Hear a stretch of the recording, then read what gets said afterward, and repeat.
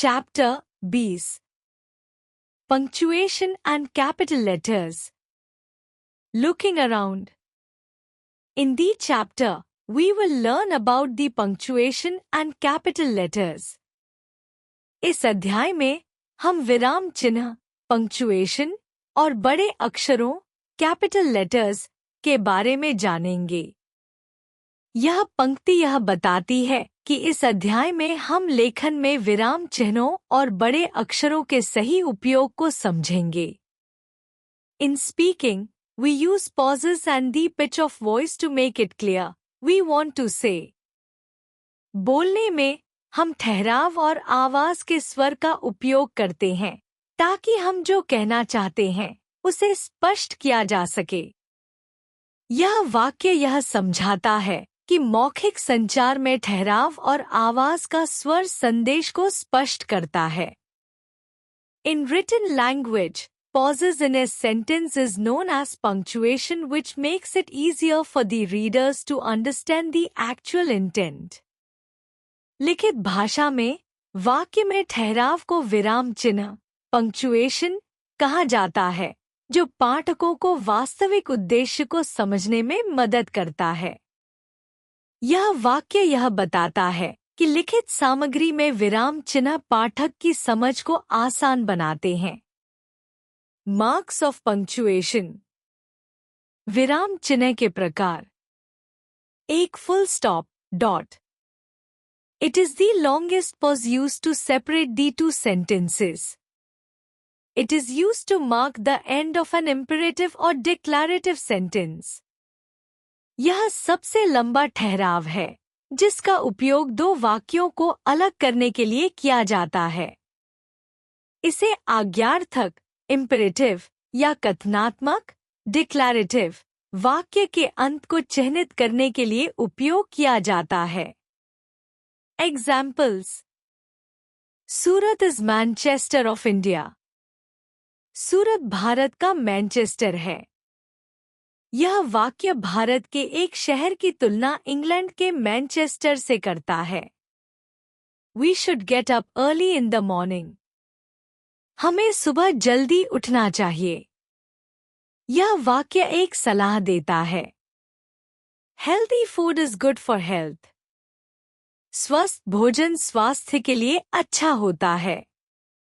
यह वाक्य एक सामान्य तथ्य को व्यक्त करता है। Elephants have long trunks. हाथियों की सूंड लंबी होती है। यह वाक्य एक साधारण तथ्य को दर्शाता है। दो comma. It is the shortest pause used to separate a series of names of persons, places, or things in one sentence. However, and is used in place of a comma between the second last and the last name. यह सबसे छोटा ठहराव है जिसका उपयोग व्यक्तियों, स्थानों या वस्तुओं की श्रृंखला को एक वाक्य में अलग करने के लिए किया जाता है। हालांकि अंतिम दो नामों के बीच and का उपयोग किया जाता है। Examples. Yes, it is right. हाँ, यह सही है। यह वाक्य सहमति व्यक्त करता है और अल्पविराम, हाँ, और मुख्य वाक्य के बीच ठहराव दिखाता है। Please give me a glass of water. कृपया मुझे एक गिलास पानी दे। अल्पविराम विनम्र निवेदन के लिए ठहराव दर्शाता है। I like studying English, maths and science. मुझे अंग्रेजी, गणित और विज्ञान पढ़ना पसंद है। यह वाक्य यह दिखाता है कि अल्पविराम का उपयोग सूची के शब्दों को अलग करने के लिए किया जाता है। He bought carrots, onions, potatoes, tomatoes and cauliflower from the market. उसने बाजार से गाजर, प्याज, आलू, टमाटर और फूल गोभी खरीदी। यहाँ अल्पविराम वस्तुओं की सूची में ठहराव दर्शाता है और and अंतिम दो शब्दों को जोड़ता है। Question mark. It is used to mark the end of a direct question. इसे सीधे प्रश्न के अंत को चिह्नित करने के लिए उपयोग किया जाता है। यह वाक्य यह बताता है कि क्वेश्चन मार्क का उपयोग प्रश्नों को समाप्त करने के लिए किया जाता है। Examples: Where are you going? तुम कहाँ जा रहे हो? यह वाक्य यह दिखाता है कि क्वेश्चन मार्क कहाँ जैसे प्रश्न के अंत में लगाया जाता है। What is your name? तुम्हारा नाम क्या है? इस वाक्य में क्वेश्चन मार्क यह बताता है कि यह एक जानकारीपूर्ण प्रश्न है। Have you completed your homework? क्या तुमने अपना होमवर्क पूरा कर लिया है? यहाँ क्वेश्चन मार्क यह दर्शाता है कि प्रश्न का उत्तर हाँ या ना में होगा। How did the old man meet with an accident? वह बूढ़ा व्यक्ति दुर्घटना का शिकार कैसे हुआ? यह वाक्य यह बताता है कि प्रश्न में घटना का कारण पूछा जा रहा है। Exclamation mark. It is used after interjections or sentences that express a sudden emotion or surprise. इसे इंटरजेक्शंस या उन वाक्यों के बाद उपयोग किया जाता है जो अचानक भावनाओं या आश्चर्य को व्यक्त करते हैं। यह वाक्य यह समझाता है कि एक्सक्लेमेशन मार्क का उपयोग भावनाओं और आश्चर्य को व्यक्त करने के लिए किया जाता है। Examples: hurrah! I got 3 balloons. Hurray! मुझे 3 गुब्बारे मिले। यह वाक्य खुशी की भावना को व्यक्त करता है। Alas!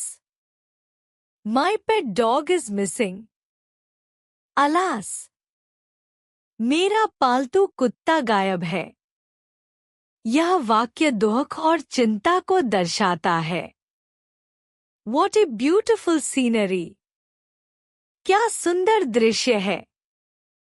यह वाक्य प्रशंसा और आश्चर्य को व्यक्त करता है। How amazing the wind blowing! कैसी अद्भुत हवा चल रही है। यह वाक्य प्राकृतिक सौंदर्य और प्रशंसा को व्यक्त करता है। Quotation marks. These marks are used to enclose the exact words of the speaker. इन्हें वक्ता के सटीक शब्दों को घेरने के लिए उपयोग किया जाता है।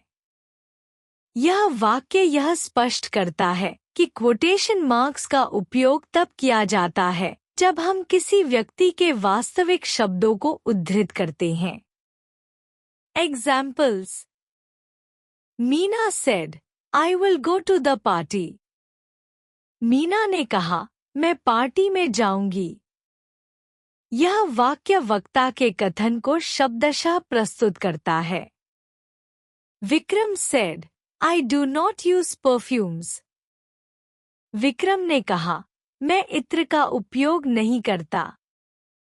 यहाँ क्वोटेशन मार्क्स विक्रम के विचारों को व्यक्त कर रहे हैं।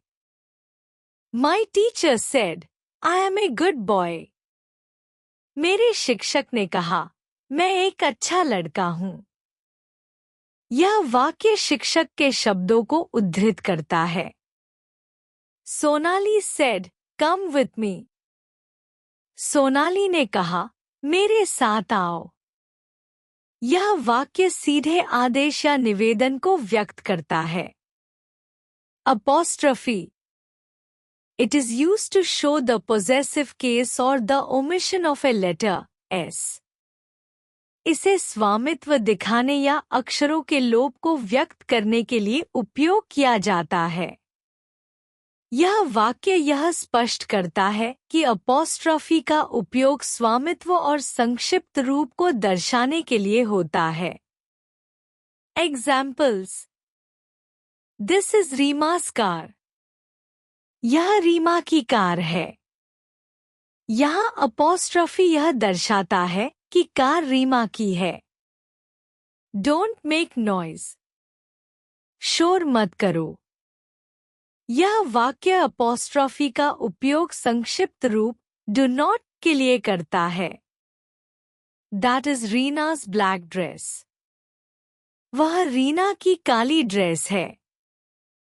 यहाँ अपॉस्ट्रॉफी स्वामित्व को दर्शाने के लिए उपयोग किया गया है। Jaipur is famous for women's jewellery. Jaipur महिलाओं के गहनों के लिए प्रसिद्ध है। यह वाक्य यह दर्शाता है कि गहने महिलाओं से संबंधित है। Colon It is used before starting the list of examples or to introduce a quotation. इसे उदाहरणों की सूची शुरू करने या किसी उद्धरण को प्रस्तुत करने से पहले उपयोग किया जाता है। यह वाक्य यह बताता है कि कोलोन का उपयोग पाठ में क्रमबद्धता और उद्धरण को पेश करने के लिए होता है।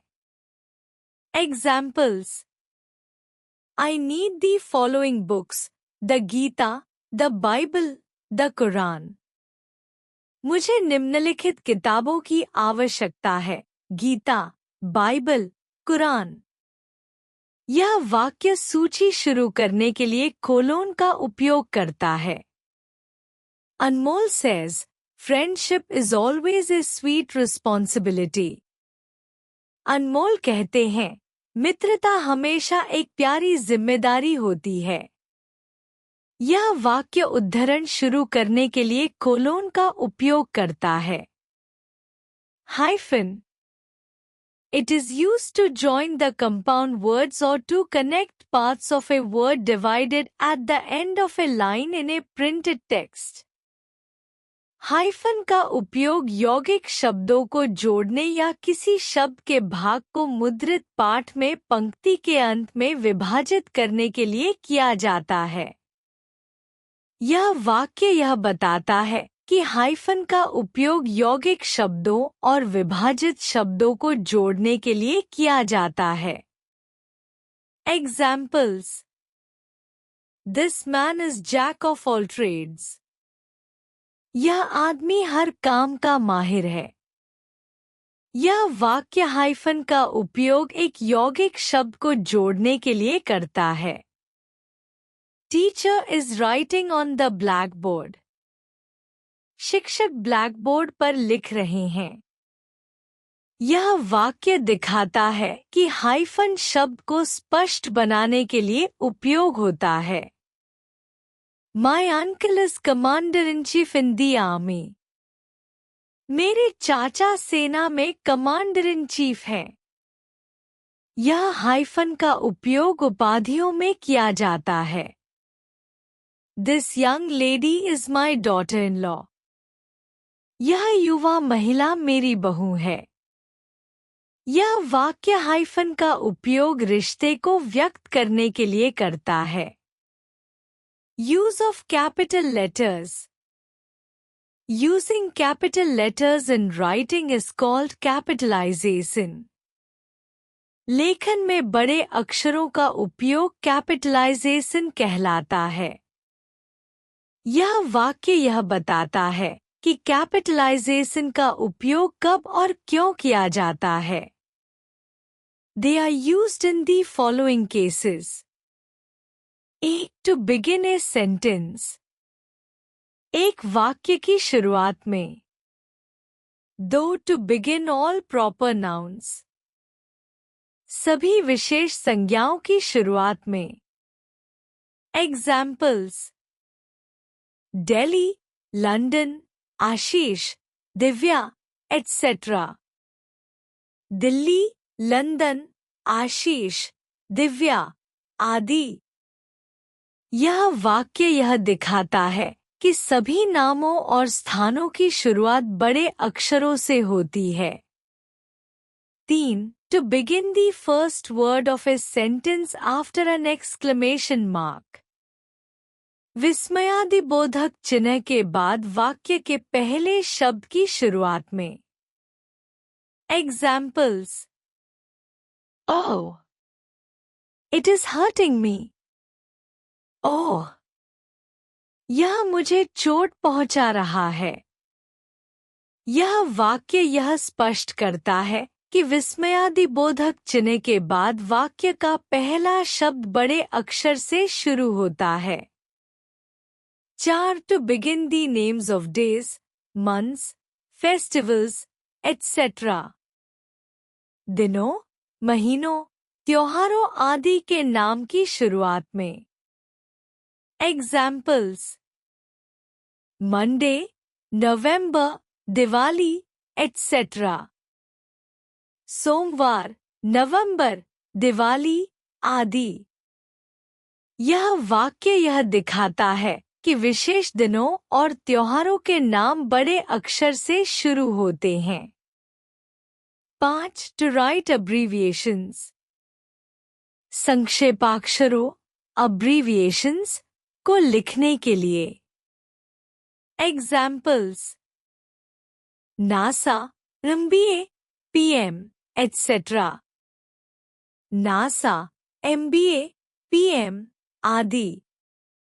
यह वाक्य यह बताता है कि सभी संक्षेपाक्षरों को बड़े अक्षरों में लिखा जाता है। Remember it. The pronoun I is always written in capital letters. सर्वनाम शब्द I का उपयोग सदैव बड़े अक्षरों में होता है। निष्कर्ष: पंक्चुएशन और पूरक अक्षरों का प्रयोग लेखन को स्पष्ट और सही तरीके से व्यक्त करने में मदद करता है। पंक्चुएशन का उपयोग वाक्यों में रुकावट डालने, सूची बनाने, प्रश्न पूछने और भावनाओं को व्यक्त करने के लिए किया जाता है, जैसे कि फुल स्टॉप, डॉट, कॉमा, प्रश्नवाचक चिन्ह, विस्मयादिबोधक चिन्ह, उद्धरण चिन्ह और एपोस्ट्रोफी। पूरक अक्षरों का उपयोग वाक्य की शुरुआत में विशेष नामों, दिन और महीनों के नामों और संक्षेपणों के लिए किया जाता है।